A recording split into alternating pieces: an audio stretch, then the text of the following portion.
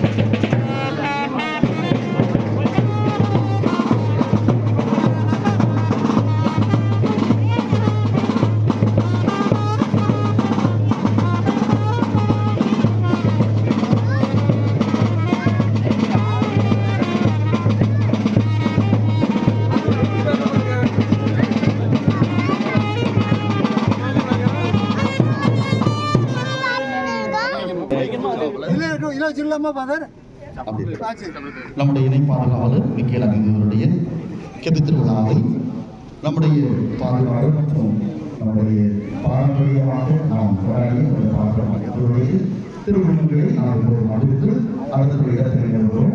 அதற்கு அடுத்து நாம் கொடியேற்றத்திற்கு நாம் ஒன்றாக இணைந்து நாம் கொண்டாடுவோம்.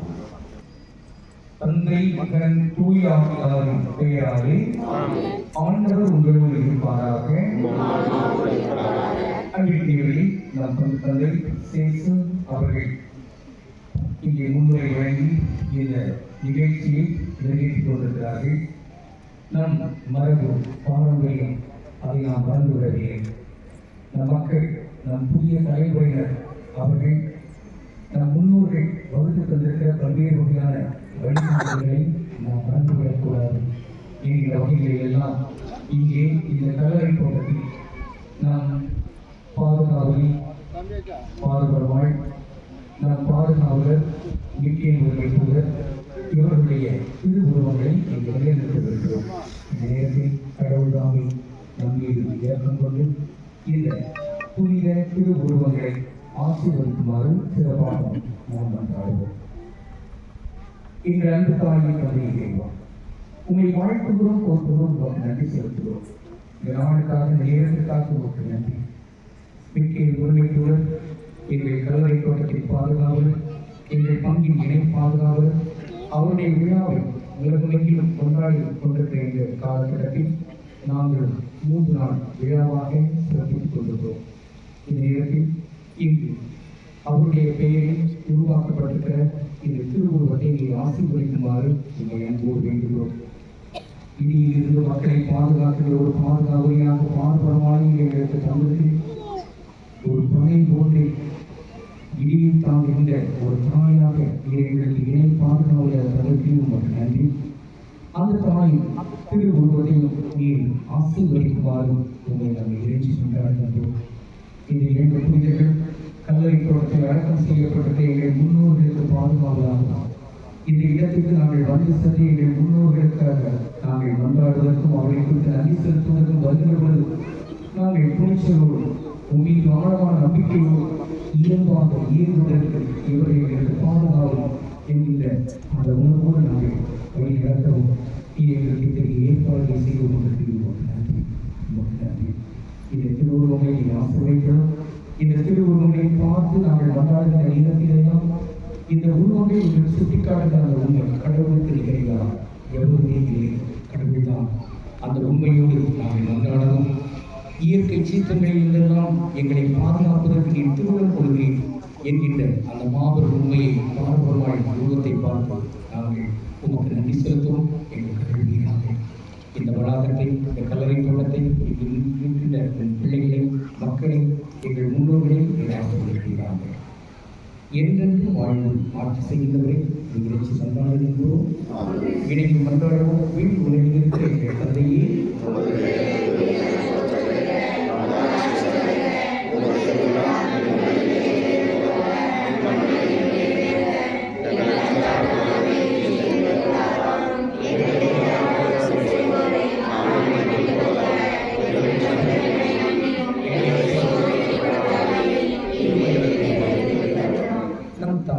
அன்னை மரியாதை நோக்கி நாம் இணைந்து கொண்டாடுவோம். அருள் நிறைந்த மரியை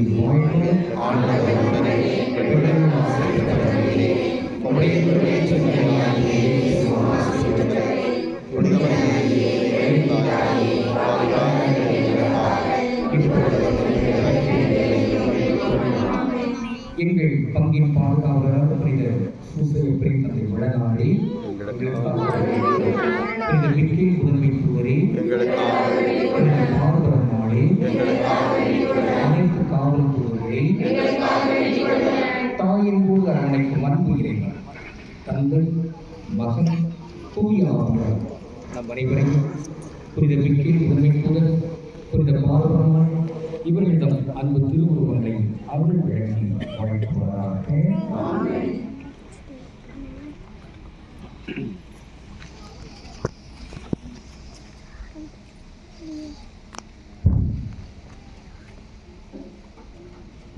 அன்புக்குரியவர்களே, இப்பொழுது புனித பார்பரமாளுடைய திருவுருவம்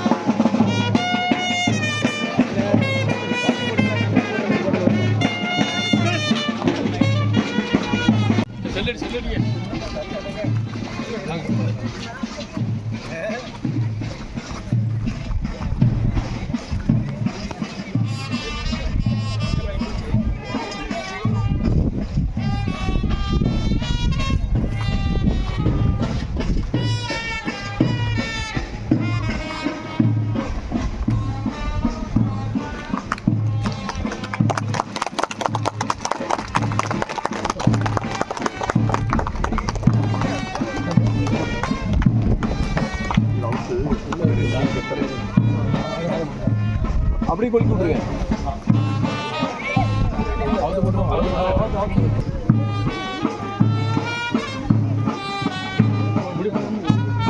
சொட்டை போட்டு தூக்கிடுங்க.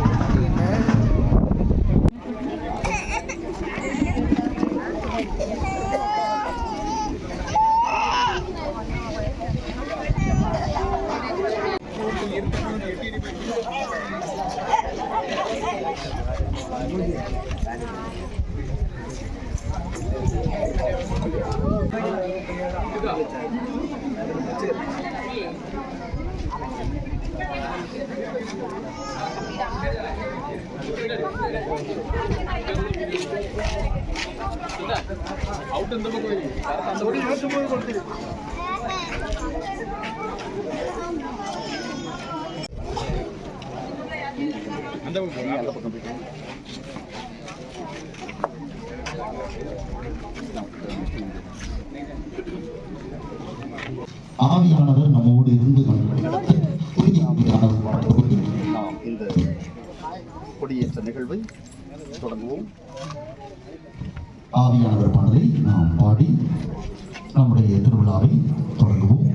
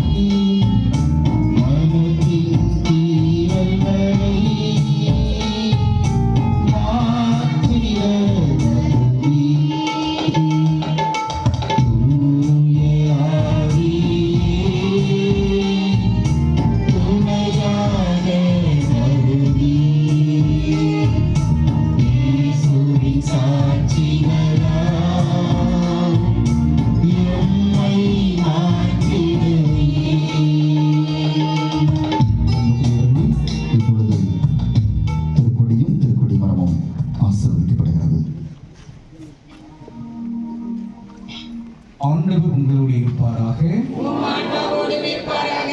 மன்றாடுவோம். மன்றாட்டுக்கு முன்னதாக நம் நன்றி உணர்வை இந்த கொடிமரத்தை சூழ்ந்திருக்கிற நாம் வெளிப்படுத்துவோம். கடந்த ஆண்டு விக்கேல் முதுமைத்துவ திருவிழா அந்த நாளிலிருந்து இந்த நாள் வரை ஓராண்டு காலமாக விக்கேல் முதன்மை தூதரின் பரிந்துரையினால் நம் குடும்பங்களில் நடந்திருக்கிற ஏராளமான புதுமைகள், நம் ஊரில் நடந்திருக்கிற சிறப்பு மிக்க முன்னேற்றங்கள், மனதறிவு நிகழ்வுகள், இவை அனைத்திற்காகவும் நாம் சிறப்பான முறையில் நன்றி செலுத்துவோம். அந்த நன்றியின் அடையாளமாக ஒரு 10 நேரம் 10 மணி நன்றி மன்றாட்டு மாலை என்கிற அந்த அடிப்படையில் தந்தையோடு இணைந்து ஆண்கள் எல்லாரும் இயேசுவே உமக்கு புகழ் என்று சொல்வோம். பாடகர் குழுவோடு இணைந்து பெண்கள் எல்லாரும் இயேசுவே உமக்கு நன்றி என்று அதற்கு பதில்மொழி சொல்வோம். இப்படி 10 முறை நாம் சொல்லி மரிய வாழ்க என்று நாம் நிறைவு செய்யலாம். நன்றி. இந்த நேரத்தில் அந்த நன்றி உணர்வை நாம் அப்படியே வெளிப்படுத்துவோம். என்னென்னதுக்காகலாம் நாம் நன்றி செலுத்தலாம் என்கின்ற அந்த உணர்விலும் நீங்கள் ஈடுபட அன்புடன் அழைக்கிறேன். எனவே ஆண்கள் எல்லாருமே சேர்ந்து நாம் தொடங்குகிறோம்.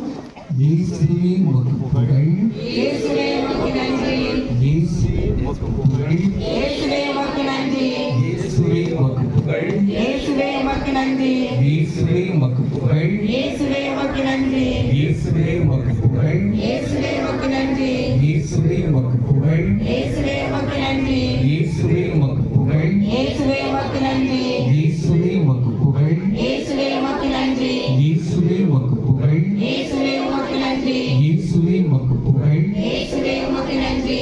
மரியே வாழ்க. தந்தைக்கும் மகனுக்கும் தூய ஆவியாருக்கும் ஆட்சி உண்டாவதாக.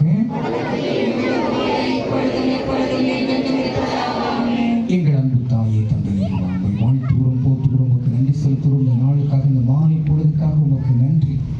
உம் அன்பு பிள்ளைகள் எல்லாரையும் சமத்துவ உணர்வில் வளர்ந்தோங்க செய்வதற்காக இந்த கொடிமரத்தை சூழ்ந்து நீர் நிற்க வைத்திருக்கிறீர். உமக்கு நன்றி. எங்கள் சிறப்பு பாதுகாவலர் விக்கேல் முதன்மை தூதரின் விழாவை இந்த 3 நாட்கள் நாங்கள் சிறப்பாக கொண்டாடுவதற்கு திருமணம் கொண்டதற்காக உமக்கு நன்றி. அந்த விழாவின் அடையாளமாக இங்கு ஏற்றப்படவிருக்கிற இந்த கொடிகளை நீர் ஆசீர்வதிக்கும்படியாக உம்மை இறைஞ்சி மன்றாடுகின்றோம். உம் அருள் இரக்கத்துக்காக இங்கே கூடி நிற்கின்ற உன் பிள்ளைகள் எல்லாரையும் நீர் கண்ணோக்கி பாரும். இந்த 3 நாட்களிலும் அவர்களுடைய உள்ளங்களில், இல்லங்களில் ஊரில் ஏராளமான நன்மைத்தனங்கள் பெருக நீர் அருள் புரிவீராக. விக்கேல் முதன்மை தூதர் எங்களுக்கு ஒரு படை வீரராக இருந்து எங்களை பாதுகாத்து வழிநடத்தி வருகிறதற்காக நீர் எங்களுக்கு சிறப்பு பாதுகாவலர்கள் தந்தமைக்காக உமக்கு நன்றி. கொடிகளை ஆசிர்ந்த கொடிகளை பார்க்கின்ற மக்களுடைய உள்ளங்கள் எல்லாம் உயர்ந்தோக செய்ய நீர் அருள் புரிவீராக.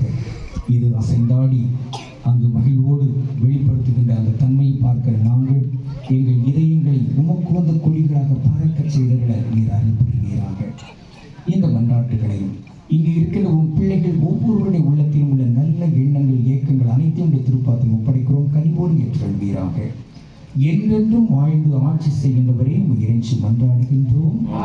இணைந்து மன்றாடுவோம். விண் உலகில் இருக்கிற எங்கள் தந்தையே, உமது பெயர் தூயதென போற்றப் பெறுக. உமது ஆட்சி வருக. உமது திருவுளம் விண்ணுலகில் நிறைவேறுவது போல மண்ணுலகிலும் நிறைவேறுக. எங்கள் அன்றாட உணவை இன்று எங்களுக்கு தாரும். எங்களுக்கு எதிராக குற்றம் செய்வோரை நாங்கள் மன்னிப்பது போல எங்கள் குற்றங்களை மன்னியும். எங்களை சோதனைக்கு உட்படுத்தாதேயும், தீமையிலிருந்து எங்களை விடுவித்தருளும். அருள் நிறைந்தவர் வாழ்க. ஆண்டவருடனே பெண்கள் ஆசி பெற்றவர் நீரே.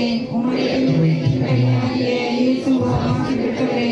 புனித மரியே, இறைவனின் தாயே, பாவிகளாய் இருக்கிற எங்களுக்காக இப்பொழுதும் எங்கள் இறப்பின் வேளையிலும் வேண்டிக் கொள்ளும். ஆமென். தூய மரியன்னையே எங்கள் தாயே, எங்களுக்காக தந்தை வளர்நாள்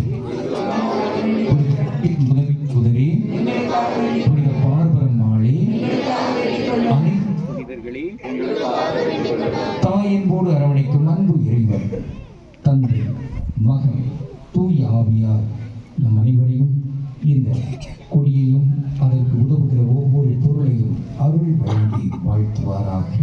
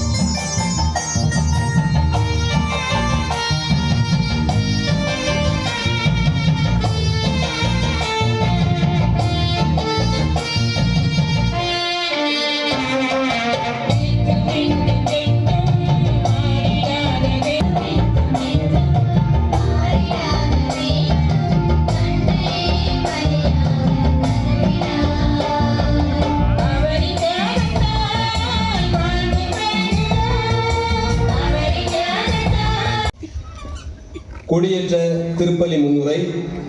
வசந்தமாய் தென்றல் தவழும் இம்மாலை வேளையில் நம் பங்கின் இணை பாதுகாவலராய் நம் குடும்பங்களையும் நம் பயணங்களையும் பாதுகாத்து வழிநடத்தி வரும் தூய மிக்கேல் அதிதூதரின் கொடியேற்ற திருப்பலியில் பங்கெடுக்க இறையருளை பெற வந்திருக்கும் உங்கள் அனைவரையும் இன்றைய நாளை சிறப்பிக்கும் சூசையப்பர் மற்றும் ஆரோக்கிய மாதா அன்பியத்தார் சார்பாக அன்போடு வரவேற்கின்றோம். கடவுள் இந்த உலகை படைத்த போது படைப்பின் சிகரமாக மனிதனை தன் சாயலிலும் உருவிலும் படைத்தார். அதே போல தனக்கு பணி செய்வதற்கும் தன் படைப்புகளுக்கு காவலாகவும் வானதூதர்களை படைத்தார். ஆனால் கடவுளின் உயர்ந்த படைப்புகளாகிய வானதூதர்களும் மனிதனும் தாங்கள் கடவுளைப் போல ஆக வேண்டும் என்ற ஆணவத்தில் தங்களை படைத்த கடவுளையே எதிர்த்து நின்ற சூழலில்தான் நம் இணை பாதுகாவலர் மிக்கேல் அதிதூதர் தனது பெயருக்கு ஏற்ப கடவுளுக்கு நிகர் யார், கடவுளுக்கு நிகர் கடவுள் மட்டுமே, வானதூதர்களோ மனிதர்களோ ஒருபோதும் கடவுளுக்கு நிகராக முடியாது என்பதை உணர்த்தும் விதமாக கடவுள் சார்பாக போர் புரிந்து வெற்றி பெற்றார். அனைவரின் திருவிழா கொடியேற்றத்தோடு தொடங்கும் நாம் நம் வாழ்வில் கொண்டிருக்கும் ஆணவத்தை, நான் தான் எல்லாம் என்ற அகந்தையை அகற்றி நமது தாழ்ச்சியினால் கடவுளுக்கு பணிபுரிவார்களாக. நம் வாழ்வை மாற்றிக்கொள்ள தேவையான அருள் வரங்களை இத்திருப்பலியில் மன்றாடுவோம். ஒழிப்பதற்காக நம்மையெல்லாம் பாதுகாப்பதற்காக நமக்கு இணை பாதுகாவலராக புனித மிக்கேல் முதன்மை தூதர் தரப்பட்டிருக்கிறார். அவருடைய அணியில் நாம் சேர்வதற்கு இன்று உறுதியேற்போம். எனவே இந்த மனநிலையோடு இந்த திருப்பலியில் பங்கேற்று நம்மை நாம் ஆய்ந்து பார்த்து நம் குற்றங்களை ஏற்றுக்கொள்வோம்.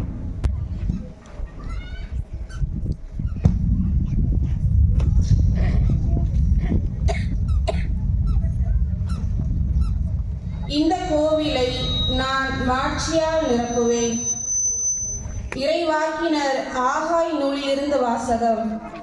அதிகாரம் 2, இறை வார்த்தைகள் 1 முதல் 9 வரை. தாரியோ அரசனது 2ஆம் ஆட்சியாண்டின் 7ஆம் மாதத்தின் 21ஆம் நாளன்று ஆண்டவரின் வாக்கு இறைவாக்கினர் ஆகாய் வாயிலாக அருளப்பட்டது. யூதாவின் ஆளுநரும் செயல்தியலின் மகனுமாகிய செருபாபேலிடமும் தலைமை குருவும் யோசதாத்தின் மகனுமாகிய யோசுவாவிடமும் மக்களுள் எஞ்சியிருப்போர் அனைவரிடமும் இப்போது நீ போய் இவ்வாறு சொல், இந்த கோவிலின் புண்ணிய மாட்சியை கண்டவர் எவராகிலும் உங்களிடையே இன்னும் இருக்கின்றனரா? இப்போது இது உங்களுக்கு எக்கோலத்தில் தோன்றுகிறது. இது உங்கள் பார்வையில் ஒன்றும் இல்லாதது போல் தோன்றுகிறது அல்லவா? ஆயினும் செருபாபேலே, மன உறுதியோடு இரு என்கிறார் ஆண்டவர். தலைமை குருவும் யோசதாக்கி மகனுமாகிய யோசுவாவே, மன உறுதியோடு இரு. நாட்டிலுள்ள அனைத்து மக்களை ஊக்கம் கொள்ளுங்கள், பணியை தொடருங்கள், ஏனெனில் நான் உங்களோடு இருக்கிறேன் என்கிறார் படைகளின் ஆண்டவர். நீங்கள் எகிப்தினின்று புறப்பட்டு வந்தபோது உங்களுக்கு நான் அளித்த வாக்குறுதியின்படி உங்கள் நடுவில் எனது ஆவி நிலை கொண்டிருக்கிறது. அஞ்சாதீர்கள், ஏனெனில் படைகளின் ஆண்டவர் கூறுவது இதுவே, இன்னும் சிறிது காலத்தில் நான் விண்ணுலகையும் மண்ணுலகையும் கடலையும் பாலை நிலத்தையும் நடுக்கமுறச் செய்வேன். வேற்றினத்தார் அனைவரையும் நிலைகுலையச் செய்வேன். அப்போது வேற்றினத்தார் அனைவரின் வியப்பிற்குரியவைகளும் இங்கு வந்து சேரும். இந்த கோவிலை நான் மாட்சியால் நிரப்புவேன் என்கிறார் படைகளின் ஆண்டவர். வெள்ளி எனக்குரியது, பொன்னும் எனக்குரியது என்கிறார் படைகளின் ஆண்டவர்.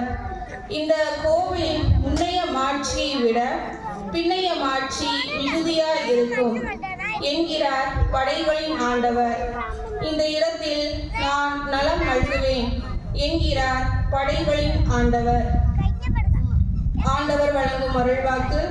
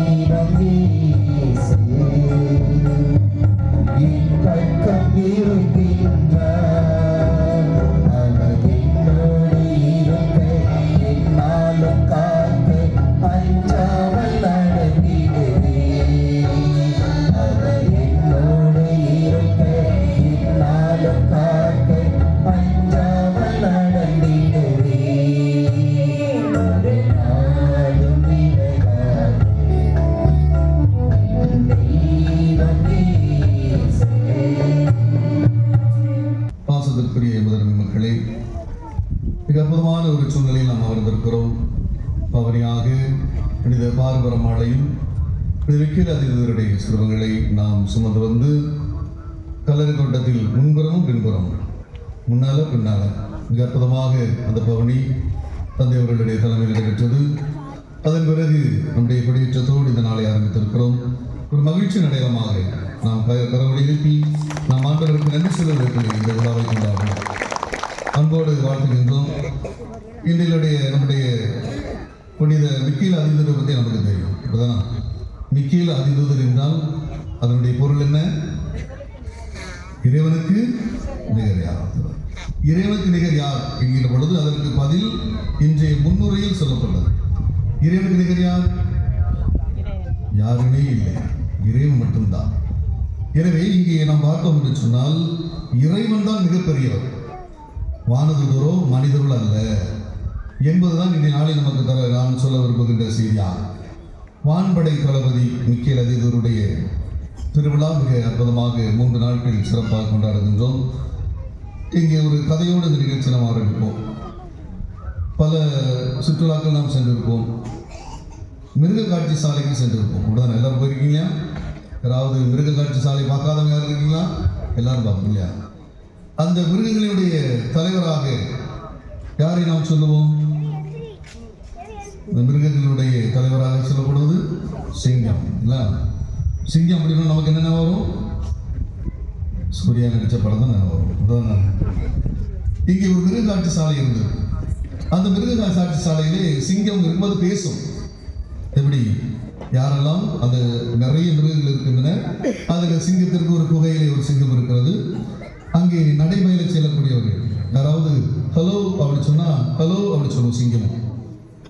அப்படி ஒரு சிங்கம் அந்த மிருகக்காட்சி சாலையில் இருந்தது. அங்கே நடைபயில செல்லக்கூடியவர்கள், மிருகக்காட்சியை பார்க்க வருகிறவர்கள், பெரியவர்கள் சிறுவர்கள் எல்லோருமே அந்த அந்த சிங்கத்திடம் பேசுவார்கள். பக்கத்திலே ஒரு மாமிசம் உணவு ஒரு சிறியவர்கள் எடுத்து போட்டால் சாப்பிடுவோம். பக்கத்தில் ஒரு இசைக்கருவி இருக்கும். நீங்கள் உங்கள் மகிழ்ச்சியில் அந்த இசைக்கருவி இசைத்து கொண்டால் அதுவும் ஹலோ என்று சொல்லுவோம். அங்கே எல்லோரும் நிறைய மனிதர்கள் பார்க்க வருவார்கள். ஒரு நாள் திடீரென்று அந்த கூண்டிலிருந்து அதை பராமரிக்கிறவர் அந்த கூண்டை பூட்ட மறந்து விட்டார். அந்த சிங்கம் என்ன செய்தது? அந்த கூண்டை விட்டு வெளியே வந்தது. நடைபெய்து கொண்டிருந்தவிடம் hello hi hello how are you ஹலோன்னு சொல்லிச்சு. அவங்க நினைச்சிருப்பாங்க, ஐயோ ஒட்டா ஒரு சிலர் பொத்து மயங்கிட்டாங்க. அப்படியே போயிட்டு இந்த சிங்கம் எங்கே போகுது? அப்படியே தெரு வழியாக போயிட்டு. இதில் பல நேரங்களில் 2 மாணவர்களும் வருவார்கள். மாணவிகள் வந்து அதை அப்பொழுது வந்து பார்த்துட்டு செல்வார். பக்கத்தில் அருகில் ஒரு பள்ளி இருக்கிறது. அப்போ அது ஒரு தெருவுக்கு போகுது. தெருவில் உள்ளவங்களை அப்படியே நடந்து போகுது. அப்படியே யாரெல்லாம் கதவை திறந்து வச்சுருக்காங்களோ அவங்களாம் பார்த்து ஹாய் அப்படின்னு சொல்லி என்ன செஞ்சுருப்பாங்க? அத்தாடி நம்ம உயிர் படைச்சோன்னு சொல்லி என்ன பண்ண கதை மூடி படுத்தலாம். அப்படி இசை கச்சேரி பக்கத்தில் சத்தம் கேட்டுச்சு. ஏற்கனவே பக்கத்தில் இசை கேட்டு பழக்க முடியாத சிங்கத்துக்கு அந்த தெருவுக்கு போச்சு. அந்த தெருவில் போய் இசை கச்சேரி ஹலோ ஹலோ ஹலோ இருந்துச்சு. அவ்வளோதான். என்னாச்சு? திரும்பி பார்க்க எல்லாம் பறந்து தான் போட்டு. அப்போ என்ன செய்ய எல்லோரும் யோசித்தார்கள், இந்த சிங்கத்தை எப்படி இந்த கூண்டுக்கு கொண்டு வருவது என்று யோசித்தார். பெரியவர்கள், பதவியில் பெரியவர்கள், பணத்தில் பெரியவர்கள், அதிகாரத்தில் பெரியவர்கள் எல்லாம் சேர்ந்து முடிவு பண்ணா என்ன செய்யலாம் அப்படின்னு ஒரு ஆசிரியரிடம் கேட்டார். எல்லாரும் இருக்கும்போது ஒரு ஆசிரியர் சொன்னார், தினமும் அந்த 2 சிறுமிகள் இந்த சிங்கத்திற்கு உணவு போடுவார். அந்த பள்ளிக்கு போகும்போது பார்த்து நாய் சொல்லிட்டு பக்கத்தில் மாமிசத்தை எடுத்து போடுவான். அப்போ யாராவது முன்வாங்க அந்த சிங்கத்தை கொண்டு கூண்டில் அடைக்கிறதுக்கு. யார் முன் வருவான்? நீங்கள் யாராவது தயாராக இருக்கலாம்? அத்தாடி வேண்டே வேண்டாங்க, அந்த போல உயிர் போயிருக்கலாம். அப்போ இந்த ஆசிரியர் சொல்கிறார், அந்த 2 மாணவியிடம் கேட்டு பார்ப்போம் என்று சொல்கிறார். 2 மாணவிகளை கூப்பிட்டு கேட்கிறார்கள். அந்த பிள்ளை என்ன சொல்லியிருக்கும்? இந்த பெற்றோர் என்ன சொல்லியிருப்பாங்க? இந்த மாதிரி உனக்கு வேண்டாத வேலை யார் சொன்னால் வார்த்தை சொன்னால் கேட்காத. இந்த பிள்ளைகள் என்ன சொன்னாங்க தெரியுங்களா? நாங்கள் போகிறோம். எப்படி ஆச்சரியமாக இருந்தது. பரவாயில்லையே அப்படின்னு. ஆனால் அவர் சொன்னார், ஒரு 6ஆம் வகுப்பு படிக்கிற பிள்ளைகள் வைத்துக்கணும். அவர் சொன்ன கொஞ்சம் மாமிசம் வேண்டும் என்று சொன்னார். சரி, இந்த மாமிசத்தை கொடுத்தாச்சு. எந்த தெருவில் நிற்கி அந்த இசை கச்சேரி தாண்டி அந்த இடத்துல எங்கேயும் ஒரு மரத்தில் படுத்த காடா. இந்த 2 பிள்ளைகள் சென்றார்கள். பின்னால் பெரிய மிகவும் போனார். அந்த சிங்கத்தை பார்த்து இந்த 2 பேரும் அந்த சிங்கமே சந்தோஷப்பட்டுச்சு. உடனே சிங்கம் இந்த பிள்ளைகளை பார்த்து ஹலோன்னு சொல்லி இந்த பிள்ளை என்ன சொல்லியிருக்கோம்? ஹலோ எப்படி? அப்போதான் சிங்கத்துக்கு சந்தோஷமா இருந்துச்சு. பரவாயில்ல, இது வரைக்கும் எத்தனை பேருக்கு நம்ம காலம் சொன்னோம், ஒருத்த கூட சொல்ல பரவாயில்ல, பிள்ளைகள் சொல்லியிருக்கு அப்படின்னு. உடனே இந்த மாமிசத்தை கொடுத்தாரு, அது சாப்பிட்டு வயிறு நிறைஞ்சிச்சு. சிங்கத்திற்கு ஒரு பழக்கம் உண்டு, வயிறு நிறைந்தால் அதற்கு பசித்தால் மட்டும்தான் சாப்பிடும். எனவே அதை தடவி கொடுக்கிறது, இரண்டு சிறுவர்களும் மாணவிகளும் தடவி கொடுக்கிறார்கள். அந்த சிங்கம் அப்படி கூப்பிட்டு வரான். அந்த இரண்டு மாணவிகள் முன்னே நடக்க சிங்கம் பின்னால் வருகிறது. அதன் பின்பு ஊரே வருது. என்ன அப்போனா தெரியுதுன்னா, அது தெருவில் வரும்போது என்ன பாப்பா கண்டிப்பாக பரவாயில்ல, சிங்கம் போதா இருக்கு. அப்படி சென்று அந்த கூண்டுக்குள் அந்த சிங்கத்தை அடைக்கின்றார்கள். அதன் பிறகு இந்த இரண்டு மாணவிகள் அதை அது ஹலோ அப்படிங்கிறாங்க. அதுன்னு சொல்லுவோம் ஹலோ அப்படின்னு சொல்லி இந்த கதை முடிகிறது. இதில் யார் பெரியவர்? நம்முடைய இருக்கிற கேள்வி, இதில் யார் பெரியவர்? யார் பெரியவர்? அந்த மாணவிகள். ஏன்னா இங்கே வயதின் அடிப்படையில் என்பதல்ல, இங்கே கடவுளுக்கு நிகழ்ச்சி என்று சொன்னால் யாரும் இல்லை. இங்கே யாரும் பெரியவர் அல்ல, கடவுள் ஒருவரே பெரியவர். நம்முடைய மிக்கல் எதிர்த்துறை பற்றி பார்த்தோம்னு சொன்னால் திருவள்ளி ஆகமத்திலே 12ஆம் அதிகாரம் 7-9 சொல்லப்படுது. ஒரு போரை பற்றி சொல்லுகிறார். திருவள்ளிப்பட ஆகும் 12ஆம் அதிகாரம். மிக்கேல் அவருடைய படை வீரர்களோடு இங்கே அரக்கப்பாம்பிகளோடு போர் புரிகின்றார். யார் வெற்றி பெறுகிறார்கள்? கண்டிப்பாக இங்கே நன்மை வெற்றி பெறுகிறது. மிக்கேல் அதில் வெற்றி பெற்றதாக சொல்லப்படுது. அந்த அரக்கப்பாம்பு யார் என்பது சாத்தான் என்று அங்கே இறைவார்த்தை சொல்கிறது. இந்த புனிதருடைய விழாக்களில் மிக அற்புதமாக சொல்வது மிக்கேல் அந்த அதிதருடைய பணிகளாக 4 பண்புகளை சொல்கிறார்.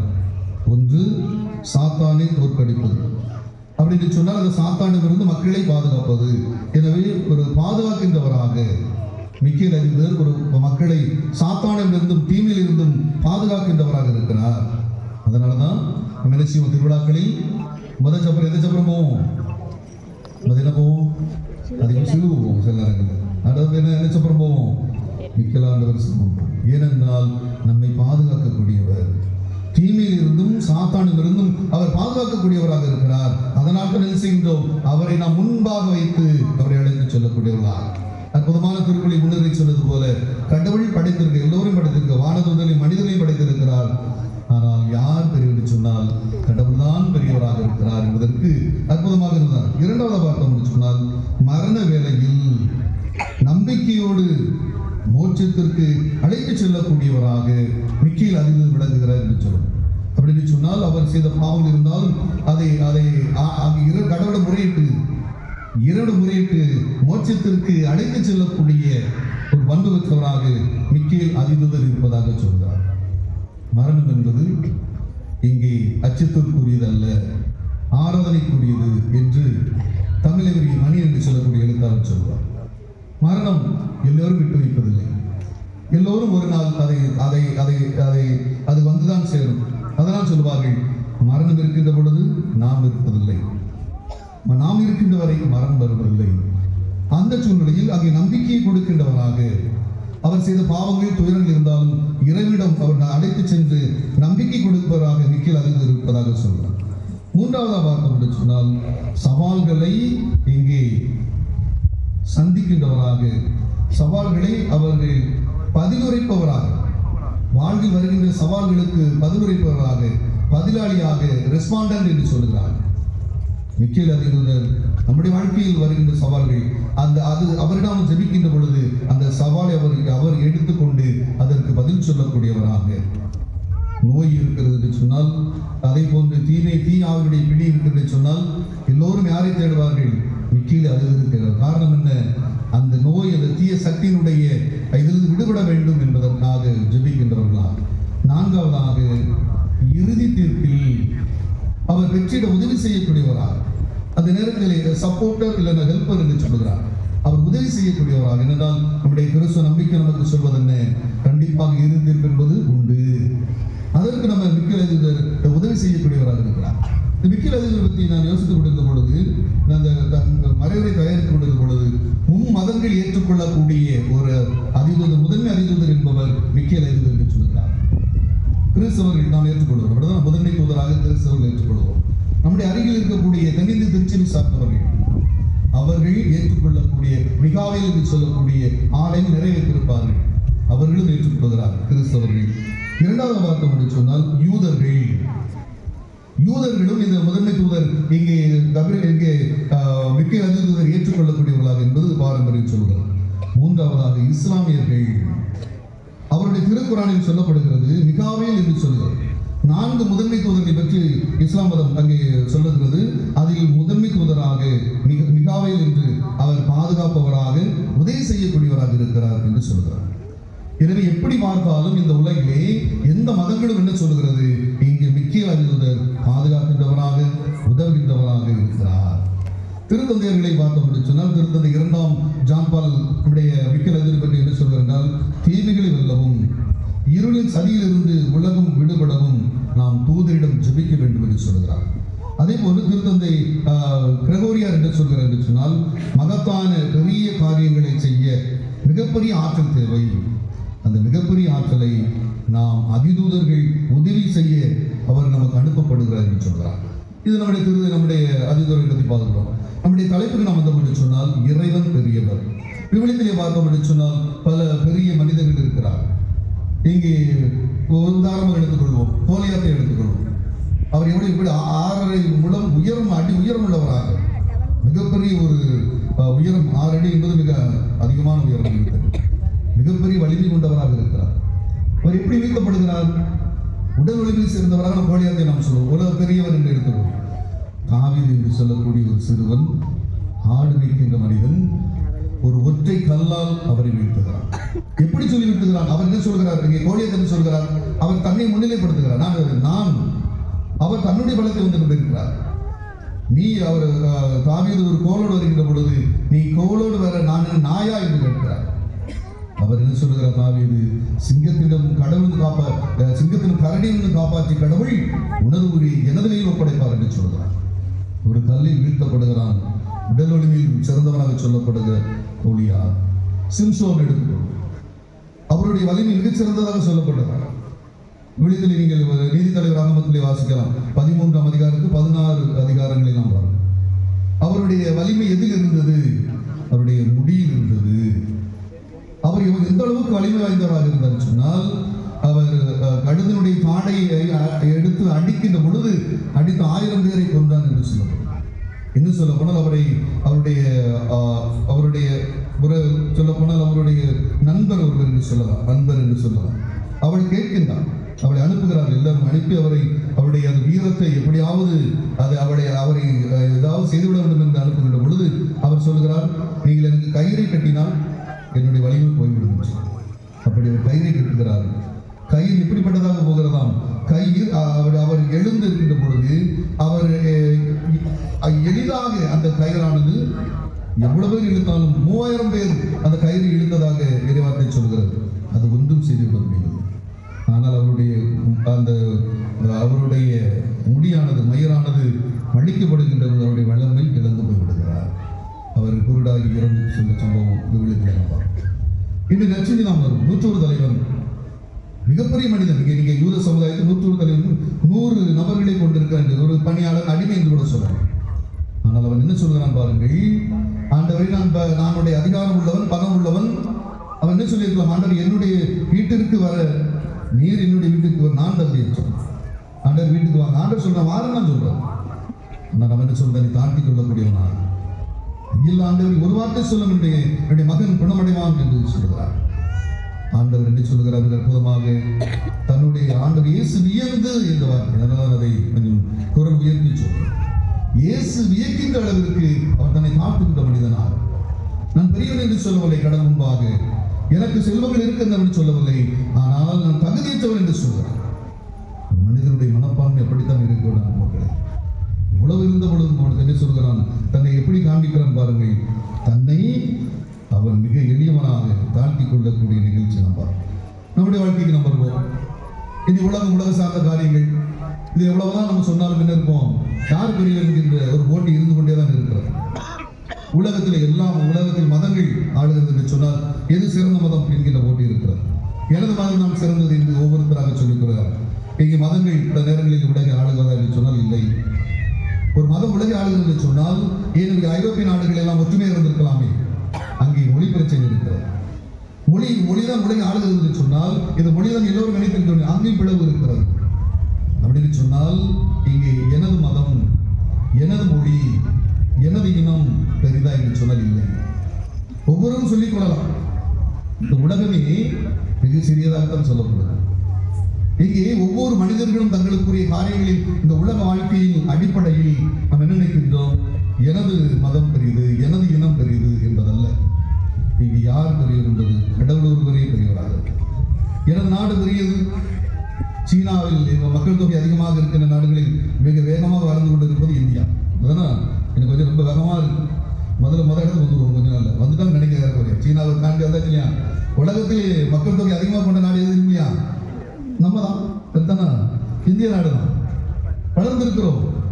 ஆகிய மக்கள் தொகை வளர்ந்து விட்டோம்.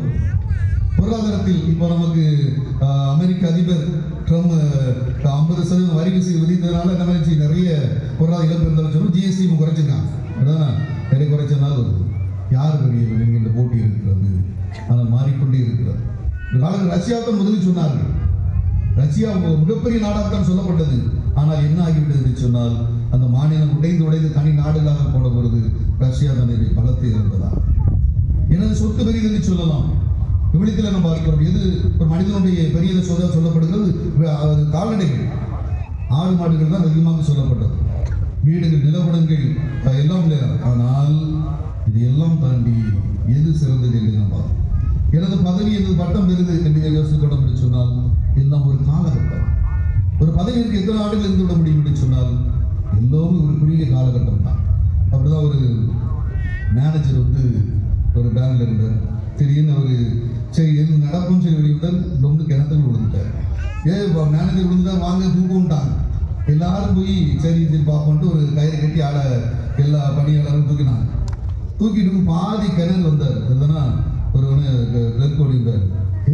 புது மேனேஜர் வந்துட்டாரு. இப்படிதானா புது மேனேஜர் வந்துட்டாரு அப்படின்னாரு. என்ன சொன்னா எல்லாரும் கயிறு போட்டு அந்த ஆளை புது மேனேஜர் கொண்டாலும் போயிட்டாங்க. அவர் எங்க இருக்காரு?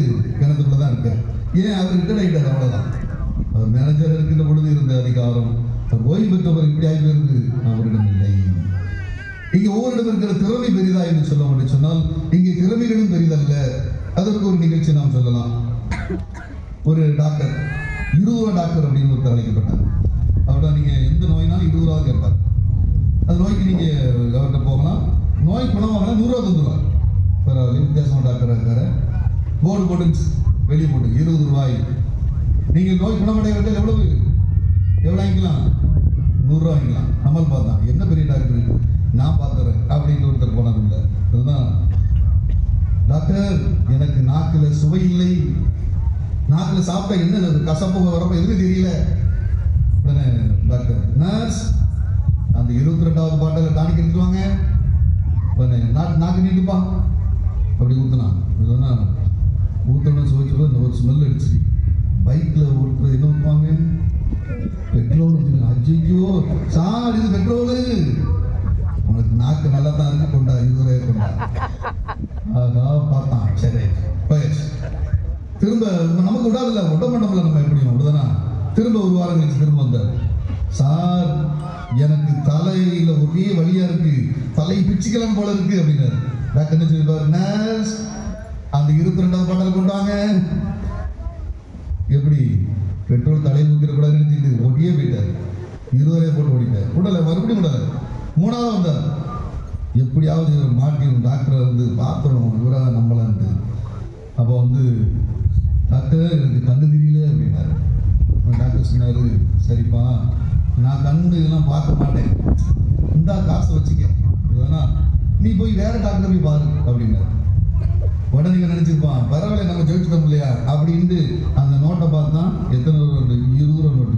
சார், 20 ரூபா நோட்டை தந்திருக்கிய, உனக்கு கண்ணு நல்லா தெரியுது இல்லையா, 100 ரூபாய் கொண்டா அப்படின்னாரு.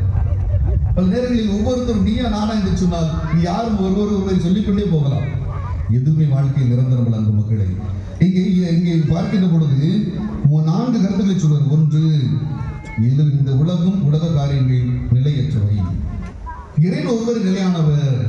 அதனால தான் என்ன சொல்கிறோம்? இறை சார்ந்த காரியங்களில் நாம் அதிகமாக ஈடுபட வேண்டும் என்று சொல்கிறோம். இந்த உலகம் நிலையற்றது. இங்க இருக்கிற மனிதர்கள் நிலையற்றவர்கள். ஆனால் மிக்கேல் அறிவுதர் நாம் வணங்குகின்ற இறைவன் எந்தெந்த நிலைத்திருக்கிறது.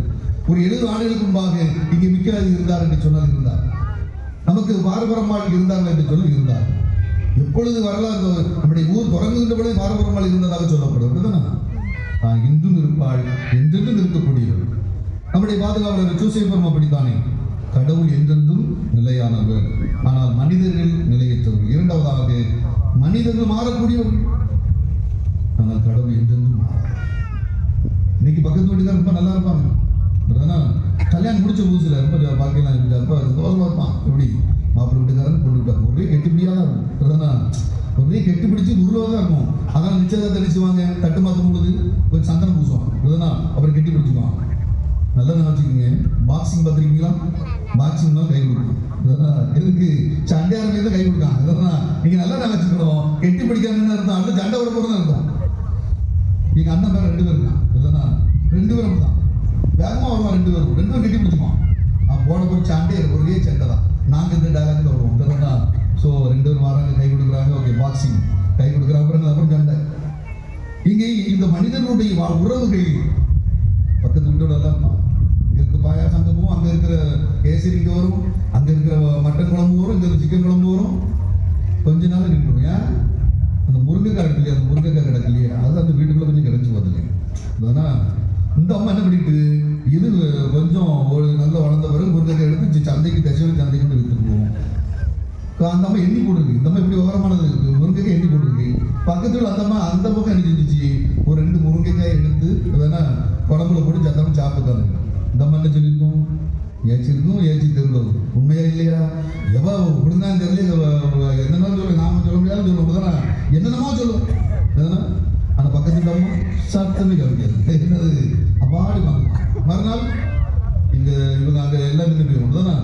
சிக்கன் நின்று போயிடும், குழம்பு கொடுக்குற நின்று போயிடும், அந்த பாயாசம் எல்லாமே நின்று போயிடும். இதுதான் மனித வாழ்க்கை. ஆனால் கடவுள் அப்படிப்பட்டவர்கள் மாறாதவராக இருக்கிறார். மூன்றாவதாக இங்கே மனிதர்களுடைய வாழ்வு என்பது இங்கே அழியக்கூடியவை. ஆனால் இங்கே அழியாதவர் இறைவன். அதனால் தன்னை நாடுகின்ற மனிதர்களை அழியாமல் பார்த்துக் கொள்கிறார். நீங்கள் அழியாத உடல் கொண்ட புனிதர்கள் என்று நீங்கள் யூடியூபில் பார்த்து நிறைய பேர் இருக்கிறார்கள். காரணம் என்ன? கடவுளை அவர்கள் பற்றி கொண்டதால் கடவுள் தன்னுடைய ஆசீர்வாதத்தை கொடுத்திருக்கிறார். நமக்கு உடைய சபரியாரை எடுத்துக்கொள்ளலாம். எத்தனை ஆண்டு காலமாக அவருடைய உடல் இருக்கிறது. காரணம் என்ன? அங்கே சபரியார் ஆண்டவருடைய நற்செய்தியை நமது பகுதியில் அவர் போதித்ததனால இங்கே இறைவனிடம் மன்றாடுவதற்குத்தான் இங்கே மிக்கேல் அதனுடைய வழிபாடை நாம் சிறப்பித்துக் கொண்டிருக்கிறோம். இனி அனுபவங்களை நாம் யோசித்து பார்க்கிறோம். என் வாழ்க்கை எப்படி இருக்கிறது? மிக்கேல் அதிதூதர் போன்று அவர் சொல்கின்ற பாதையில் நடக்கின்றவனாக அவர் இறைவனிடம் அழைத்து செல்லக்கூடிய ஒரு கருவியாக, நமக்கெல்லாம் அவர் ஒரு கருவியாக இருந்து இறைவன் நோக்கி அழைத்து செல்லக்கூடியவர்களாக. ஆனால் பல நேரங்களிலே பல மனிதர் நம்மை பல்வேறு பாதைகளுக்கு அழைத்து செல்லக்கூடியவர்களாக. இப்பொழுது நீங்கள் பரிதாபங்கள் அப்படின்னு சொல்லி ஒரு யூடியூப் சேனல் நல்லா ரொம்ப ரொம்ப நகைச்சுவையாக இருக்கும். நீங்கள் நல்லா பார்த்தீங்க, நிறைய குடும்ப வாழ்க்கையை பற்றி நிறைய போட்டுப்பாங்க. அதில் இப்போது ஆணவ படுகொலை பற்றி சொல்லியிருந்தார். ஒவ்வொரு ஊரிலும் எது பெரியது என்று சொல்கிறார். இங்கே நம்முடைய தென் மாவட்டங்கள் அதிகமாக இருக்கக்கூடிய அந்த ஒரு ஜாதி உணர்வு கொண்ட செயல்பாடுகள். இங்கே மனிதர்கள் ஒவ்வொருவருமே கடவுளால் படைக்கப்பட்டவர்கள். மேலென்றும் கீழென்றும் கிடையாது. பாரதிதாசன் அழகாக சொல்வார், இங்கே இடையில் வந்துதான் ஜாதி என்பதே கிடையாது. எல்லோரும் மனிதர்கள், அவ்வளவுதான். எங்கு சென்றால் மனிதர்கள் தான். ஆனால் நம்முடைய அந்த உணர்வு மேலோங்குகின்ற பொழுது பிரச்சனைகள். அது அந்த யூடியூப் சேனல் என்ன சொல்றாங்க அப்படின்னா, ஒரு மனிதர் ஒரு 10 பேர் கூட அழைக்கிறார். ஊரில் யார் தெரியாது? இன்னைக்கு நம்ம சமூகத்தில் யாரை பெரியவரை பார்க்கணும்? ஒரு எத்தையாவது கொலை செஞ்சவனையும், எந்த தீய செயல்கள் செய்யக்கூடியவர்கள், தீய பழக்க வழக்கம் கொண்ட மனிதர்களோடு தான் சாவாசம் வைக்கின்றவர்களாக. அவர் பெரிய அறிவாளோடு போஸ்ட் போட்டாரா அவருக்கு லைக் அழியும். கடைசி என்ன ஆகுது? அந்த பரிதாபங்கள் என்ன சொல்றாங்க அப்படின்னா, அப்போ ஒருத்தர் என்ன போட்டு தள்ளிடும், கடைசியில் வாங்க போவோம், நான் வர நீ போவோம். கடைசியில் அவன் சம்பவம் செஞ்சுட்டு ஒரு கொலை செய்துட்டு வருகிறான். என்ன சொல்றான்? இல்லை நான் வர நீ போ, நான் இன்னும் நிறைய உருவாக்குறப்பா, நீ ஜெயிலுக்கு போ. அப்படி ஒவ்வொரு ஊரில் ஒருத்தர் இருக்கிறார். கடவுளை நோக்கி வழிகாட்டுவதற்கு ஆட்கள் தேவைப்படுகிறார். தீமை நோக்கி வழிகாட்டுவதில்லை. மிக்கேல் ஒவ்வொருவரையும் கடவுளை நோக்கி வழிகாட்டக்கூடியவர்களா, நம்மை பாதுகாத்து அங்கே கடவுளை நோக்கி வழிகாட்டக்கூடியவர் மிக்கேல் அதிதூதர். ஆனால் பல நேரங்களில் இந்த உலக சார்ந்த காரியங்களில் நாம் அதிகமாக ஈடுபடக்கூடியவர்களாக. ஜாதி உணர்வு என்பது தமிழ் சமூகத்திலே ஊறிப்போன ஒன்றாக இருக்கிறது. இங்கே அதிகமாக எதை பார்க்கிறார்கள்? இங்கே ஜாதியும் அதிகமாக வலியுறுத்தப்படுகிறது. ஆனால் மக்களே, நாம் எல்லாம் மனிதர்கள் என்பதுதான் மிக முக்கியமான. நீங்கள் மனிதர்களாக வாழுங்கள் என்று சொல்லுவோம். இங்கே திருச்சியும் அதைத்தான் சொல்கிறது. இங்கே பல நேரங்களில் சொல்வார்கள், இந்த கத்தோலிக்க திருச்சபையில் ஜாதியம் இல்லையா என்று சொல்வார்கள். கத்தோலிக்க திருச்சபை ஜாதியத்தை ஏற்றுக்கொள்ளவில்லை. நீங்கள் நன்றாக புரிந்து கொள்ள வேண்டும். இங்கு இருந்த அமைப்பு அவ்வளவு. இந்த இருந்த அமைப்பிலிருந்து வந்தவர்கள் கிறிஸ்தவம் ஒரு பொழுதும் ஜாதியத்தை ஏற்றுக்கொள்வதில்லை, ஜாதியத்தை ஊக்கப்படுத்துவதில்லை. ஆனால் நாம் மனிதர்களாக இருக்கின்ற நாம் அதை ஊக்கப்படுத்துகிறோம். ஆனால் மிக்கேல் அதை விரும்புவது, இறைவன் அதை விரும்புவது எல்லோரும் கூடி வாழ்வதற்கு தான் இறைவன் படைத்திருக்கிறார். இந்த விழா என்பது கூட, இந்த விழா என்பது என்ன? ஐயா தோ பரமசிவம் என்று சொல்லக்கூடிய ஒரு கல்வெட்டு ஆய்வாளர் ஒரு 11 புத்தகங்கள் எழுதியிருக்கிறார். தமிழ் சமூகத்தை பற்றி அற்புதமாக எழுதியிருக்கிறார். இந்த விழாக்கள் என்பது கூடி இளைப்பாறுதல் என்று சொல்கிறார். அதெல்லாம் சேர்ந்து உட்கார்ந்து பேசி சிரிச்சு விளையாண்டு பொருட்களை வாங்கி உணவுகளையும் உறவுகளையும் எல்லாம் சேர்ந்து வாழ்வதுதான் அந்த திருவிழா. எனவே பிளவுகளை அகற்றி இறைவனுக்கு உகந்த பிள்ளைகளாக மிக்கலது எவ்வாறு சொல்வது, கடவுளுக்கு நிகர் யார் என்று சொல்கிறார். மனிதருக்கு நிகர் யார் என்று அவர் பட்டியலிடவில்லை. கடவுளுக்கு நிகர் யார்? கடவுளுக்கு நிகர் கடவுள் மட்டுமே. இங்கே மனிதர்கள் அதற்கு முயற்சி எடுத்தால் கூட நாம் கடவுளை நோக்கி நம்முடைய வாழ்க்கையில் நாம் பயணிக்கின்றவர்களாக இறைவனுக்கு உகந்த பிள்ளைகளாக மாற தொடர்ந்து இந்த இறை வழிபாட்டில் மன்றாடுவோம். இறைவன் நிறைவாக ஆசீர்வதிப்பாராக. ஆமென். அன்பு தந்தை இறைவா, உம் திருவுடலாம் திருச்சபையை வழிநடத்தும் திருத்தந்தை லியோ, ஆயர்கள், குருக்கள், கன்னியர், துறவரத்தார் மற்றும் பொதுநிலையினர் ஆகியோர் அனைவரையும் உம் பாதம் அர்ப்பணிக்கிறோம். உம் பணியை தங்கள் வாழ்வாக்கி இறைமக்களை அன்பின் சமூகமாக கட்டியெழுப்பவும், உம் அன்பு கட்டளைகளை தங்கள் வாழ்நாள் எல்லாம் கடைபிடிக்கவும் தேவையான அருளை பொழிய வேண்டும் என்று இறைவா உம்மை மன்றாடுகிறோம்.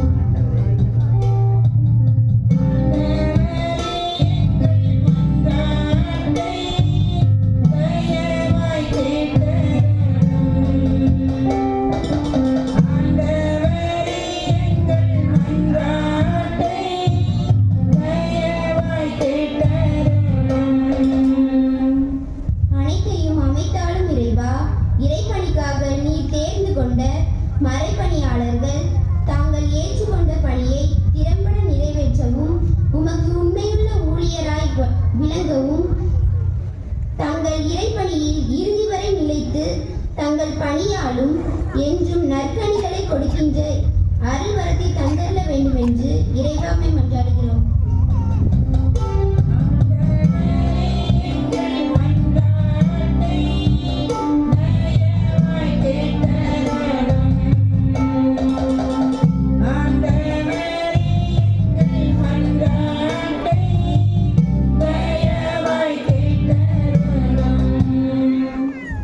ஞானத்தின் ஊற்றே இறைவா, சிறு குழந்தைகளை என்னிடம் வரவிடுங்கள், அவர்களை தடுக்காதீர்கள் என்றவரே, எம் கிராமத்தில் உள்ள சிறு குழந்தைகள் அனைவரும் ஞானத்திலும் அன்பிலும் ஒழுக்கத்திலும் வளர்ச்சி பெற்று விளங்கவும், என்றும் உம் அன்பு பிள்ளைகளாக வளரவும் உம் வல்லமையை இவர்கள் மேல் பொழிய வேண்டி இறைவா உம்மை மன்றாடுகிறோம்.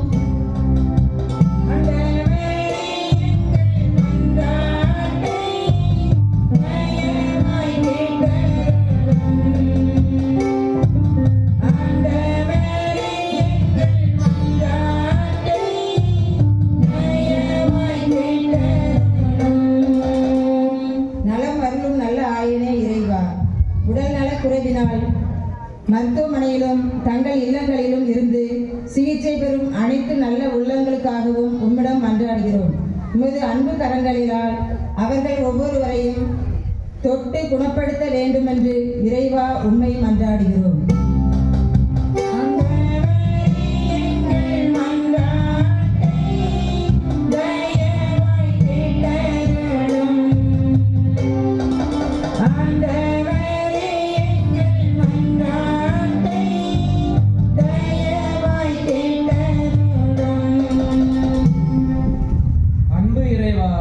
எங்கள் ஊரை நிறைவாக ஆசீர்வதியும். அனைவரும் உடல் உள்ள சுகம் பெற்று எங்கள் கடமைகளை சரிவர செய்யவும், ஒற்றுமையுடன் தொடர்ந்து வாழவும், செய்கின்ற தொழில்களில் வெற்றி காணவும், எமது பங்கின் வளர்ச்சியில் பங்கு தந்தையுடன் முழுமையாக ஒத்துழைக்கவும், எடுத்துக்காட்டாக மக்களாக வாழவும் அருள் பொழிய வேண்டும் என்று இறைவா உம்மை மன்றாடுகிறோம்.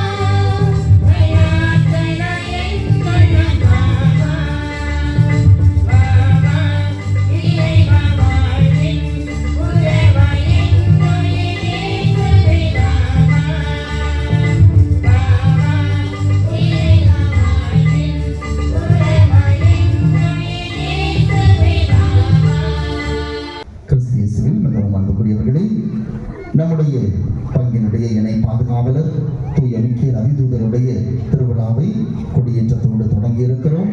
அதோடு சிறப்பு நிகழ்வாக நம்முடைய கல்லறை தோட்டத்திலே நம்மையும் நம்முடைய முன்னோர்களின் ஆன்மாக்களையும் பாதுகாக்கின்றவராக புனித மிக்கேல் அதிதூதரையும் நம்முடைய பாரம்பரியம் நம்முடைய முன்னோர்கள் தொடக்கத்திலிருந்து வழிபட்டு வந்த புனித பார்பரமால் திருவுருவத்தையும் நாம் நம்முடைய கல்லறை தோட்டத்தில் நிறுவி இந்த நாளை பெரும் மகிழ்ச்சியோடு தொடங்கி இருக்கிறோம்.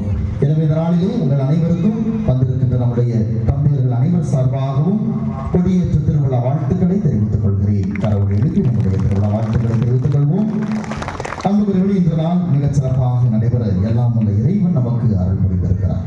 நாம் இன்றைக்கு தொடங்குகிற போது நம்முடைய தேரை வெளியே எடுத்து விடுகின்ற போது மழை அப்படி தூர ஆரம்பித்தது. எப்போதுமே தேர் நாம் வெளியே எடுக்கின்ற போது, திருவிழாவை தொடங்குகின்ற போது இறைவன் மழையினால் நம்மை ஆசீர்வதிக்கிறார். அது நம்முடைய சூசையப்பர் திருவிழாவாக இருந்தாலும் சரி, இன்றைய திருவிழாவாக இருந்தாலும் சரி, தொடர்ந்து மழை வந்துவிடுமோ என்ற ஒரு சிறிய தயக்கம். ஆனால் ஆண்டவர் எல்லாம் கால சூழ்நிலை அனைத்தும் மிக சிறப்பாக இந்த நாளில் அமைவதற்கு நமக்கு அருள் புரிந்திருக்கிறார். எனவே நம் ஆண்டவருக்கு நன்றி செலுத்துகிறோம். நம் பாதுகாவலர் சூசையப்பருக்கு நன்றி செலுத்துகிறோம். நம்முடைய இணை பாதுகாவலர் தூய மிக்கேல் அதிதூதருக்கும் தூய பார்பரமாளுக்கும் நன்றி செலுத்துகின்றோம்.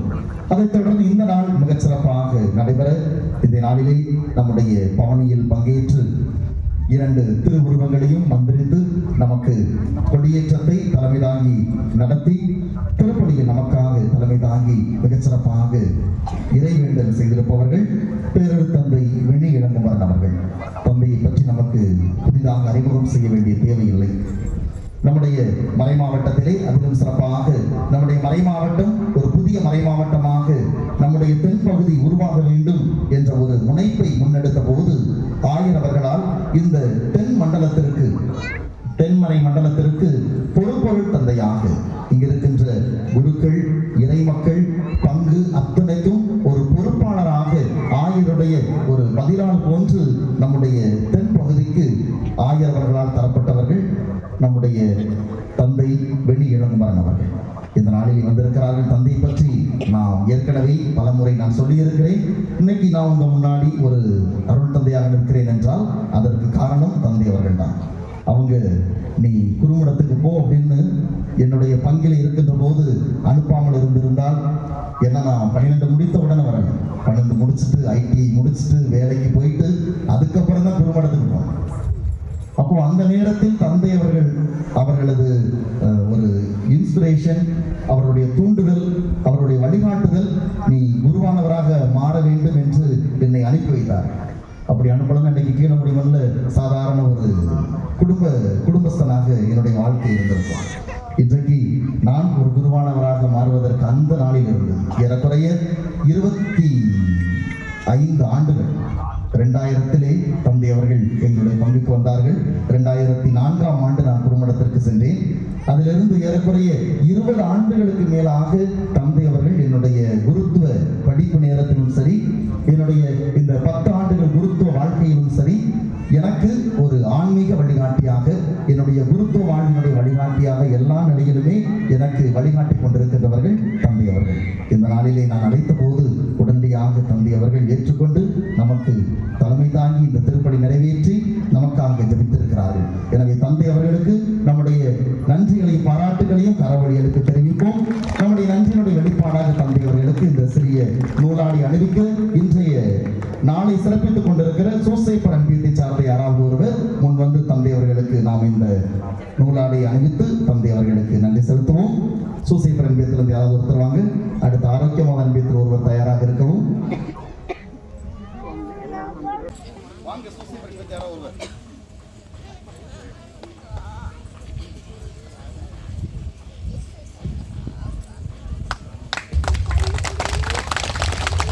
நன்றி. அடுத்ததாக இந்த நாளிலே நம்முடைய அனைத்து இடங்களிலும் நம்முடைய பவனியில் தொடங்கி மந்திரிப்பு, கொடியேற்றம், இன்றைய கொடியேற்ற திருப்பலி, இது எல்லாவற்றும் நமக்காக ஜெபித்து மிகச்சிறப்பான ஒரு அருளுரையை நமக்கு தந்திருக்கிறார்கள். கடவுள் மட்டும்தான், கடவுளுக்கு நிகர் வேறு யாரும் கிடையாது. அது நம்முடைய பதவியாக இருந்தாலும் சரி, மொழியாக இருந்தாலும் சரி, இனமாக இருந்தாலும் சரி, அதிகாரமாக இருந்தாலும் சரி, ஜாதியாக இருந்தாலும் சரி, எதுவாக இருந்தாலும் சரி, நாம் கடவுளுக்கு நிகராக முடியாது.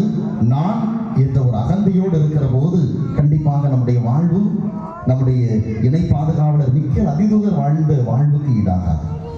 தாழ்ச்சியோடு நாம் வாழ்கிற போது, கடவுளிடத்திலே நம்முடைய பணிவோடு நம்முடைய வாழ்க்கையை நாம் வாழ்கிற போதுதான் ஆண்டவருக்குரியவர்களாக மாறுகிறோம் என்பதை பல்வேறு எடுத்துக்காட்டுகள் வழியாக, விவிலியத்தில் வருகின்ற பல்வேறு இறை மாந்தர்கள் வழியாக, பல்வேறு ஆசிரியர்களுடைய எழுத்தாளர்களுடைய எழுத்துக்கள் வழியாக மிகச்சிறப்பாக நமக்கு எடுத்து தந்தவர்கள் அருள் தந்தை ஜோசப் ஸ்டாலின் அவர்கள்.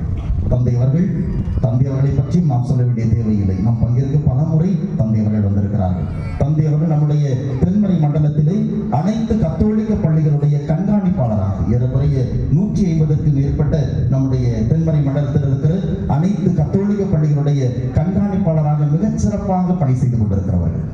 ஒரு கண்காணிப்பாளர் வெறுமனே ஆசிரியர்களை கண்காணிப்பதும் பள்ளிகளை கண்காணிப்பதும் என்பதை தாண்டி ஆசிரியர்களது நலன், பள்ளி மாணவர்களது நலன், அவர்களது முழுமையான ஒரு ஆளுமை, வெறுமனே அறிவு சார்ந்தது மட்டுமல்ல, அது முழுமையான ஆளுமையாக அது கல்வி, ஒழுக்கம், விளையாட்டு, கலை, இப்படி பல விதங்களிலே நம்முடைய பிள்ளைகளது எதிர்காலம், குறிப்பாக நம்முடைய கத்தோலிக்க பள்ளிகளில் படிக்கின்ற அத்துணை பிள்ளைகளும் மிகச் சிறந்த ஒரு எதிர்காலத்தை பெற்றுக்கொள்ளக்கூடிய பிள்ளைகளாக உருவாக வேண்டும் என்பதற்காக பல வழிகளிலே பல்வேறு முறைகளை கையாண்டு தந்தையவர்கள் மிகச் சிறப்பாக இந்த பணியை எடுத்து சென்று கொண்டிருக்கிறார்கள்.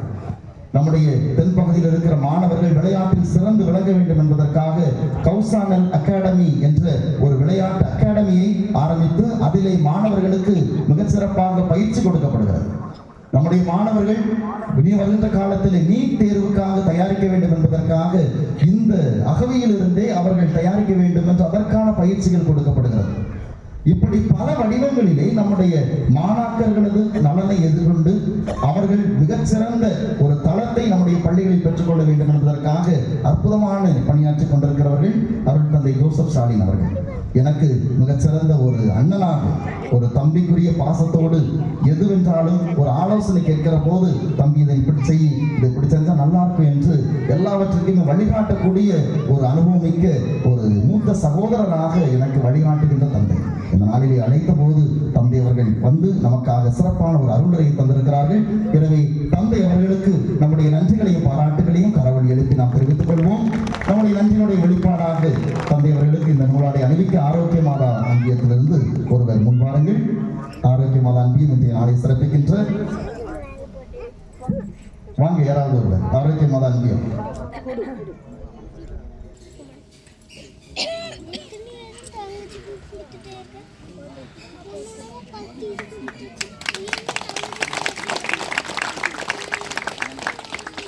நன்று.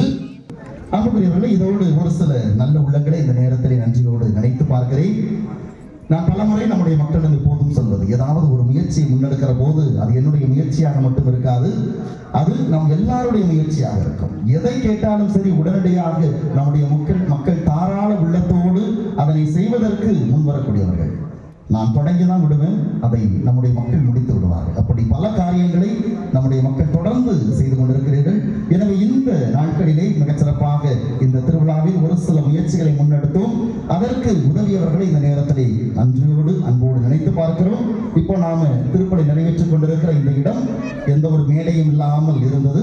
திருவிழாவிற்கு கண்டிப்பாக இதில் ஒரு சிறிய மேடை அமைக்க வேண்டும் என்று கேட்டு உடனடியாக திருவாளர் முருகேஷ் ஆண்டனி, மரிய சாந்தி குடும்பத்தார் இதற்கு பொறுப்பெடுத்து முழுமையாக இதை நமக்கு செய்து வந்திருக்கிறார்கள். எனவே அவர்களுக்கு நம்முடைய நன்றிகளையும் பாராட்டுகளையும் தெரிவித்துக் கொள்வோம்.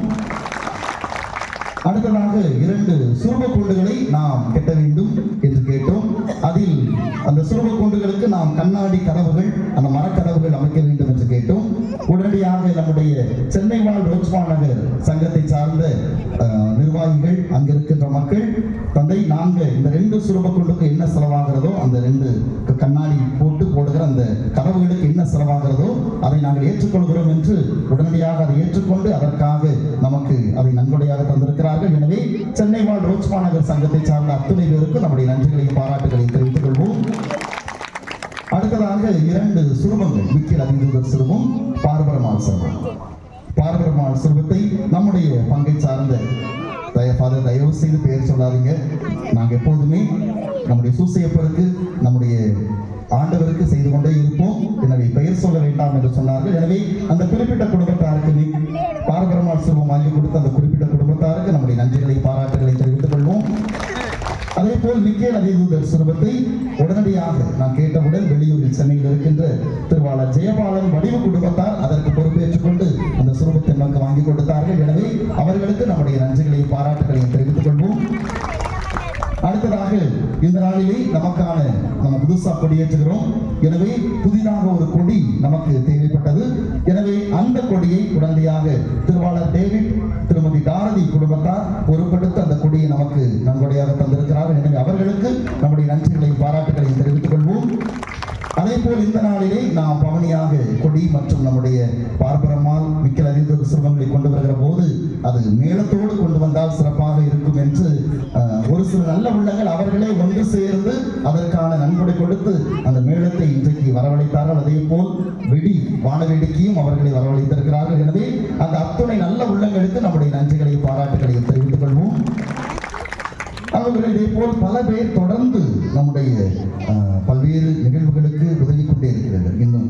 வருஷம் வருது. நாம் அடுத்து உங்கள் எல்லாரையுமே அடுத்து பல காரியங்களுக்கு நான் தேடி வர இருக்கிறேன். எனவே உங்களது ஒத்துழைப்போம். ஆனால் எனக்கு ரொம்ப நம்பிக்கை, சூசையப்பர் ஒரு நாள் கைவிட மாட்டார். தேவை இருக்கிறப்ப நம்ம மக்கள் உடனடியாக வந்து அதற்கான செயல்பாடுகளை முன்னெடுப்பதற்கு சூசையப்பர் நம்முடைய உள்ளங்களை தூண்டிக் கொண்டே இருக்கிறார். எனவே அத்தனை உள்ளங்களையும் இந்த நேரத்திலே நன்றியோடு நினைத்து பார்க்கிறேன். அன்புக்குரியவர்களே, ஒரு சில அறிவிப்புகள். அன்புக்குரியவர்களே, திருவிழா இந்த திருப்பலி முடிந்து நிகழ்வுகள் அனைத்து முடிந்த பிறகு அசனம் தொடர்பாக நாம் ஞாயிற்றுக்கிழமை நம்முடைய ஊர் பொது அசனம் வைத்திருக்கிறோம். எனவே அசனம் தொடர்பாக ஒரு சில காரியங்களை ஒரு 10 நிமிடம் பேச வேண்டியிருக்கிறது. எனவே நம்முடைய திருவிழா கமிட்டியார் அருள் கூர்ந்து நம்முடைய பங்கு அலுவலகத்திற்கு வர உங்களை அன்போடு கேட்டுக்கொள்கின்றேன். அன்புக்குரியவர்களே, அதே போல் அசனத்திற்கு ஒரு சில ஆடு அரிசி நன்கொடையாக பெயர் கொடுத்திருக்கிறீர்கள். இன்னும் கொடுக்காதவர்கள், ஏன்னா எத்தனை ஆடு நமக்கு வருதுங்கிற ஒரு தெளிவு இருந்தால் தான் மீதி பங்கிலிருந்து எத்தனை தேவைப்படுகிறது என்பதை நாம் உறுதி செய்ய முடியும். எனவே அருள் கூர்ந்து இன்னும் பெயர் கொடுக்காதவர்கள் நாளை காலைக்குள் உங்களது பெயர்களை, நான் யார் ஆடு கொடுக்கிறீர்களோ அரிசி கொடுக்கிறீர்களோ பெயர்களை உடனடியாக தருமாறு உங்களை அன்போடு கேட்டுக்கொள்கின்றேன். திருப்பலி முடிந்தவுடன் பாடல் பயிற்சி நடைபெறும். எனவே பாடகர் குழுவினர் பயிற்சியில் ஈடுபட உங்களை அன்போடு கேட்டுக்கொள்கின்றேன்.